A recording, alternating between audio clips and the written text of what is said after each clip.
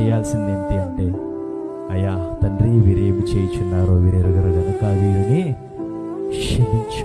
క్షమించే మనస్సు, దీన మనస్సు, తగ్గింపు మనస్సు నీ దేవుని ఎదుట నువ్వు కనపరచకపోతే, గర్వంతో నిండిపోతే, నా అంతట వాడు లేడు అనుకుంటే, అరే చెట్టు నరికేసి పక్కన పడేయండి రా, అతడు చేయునదంతయు అవ్వదు.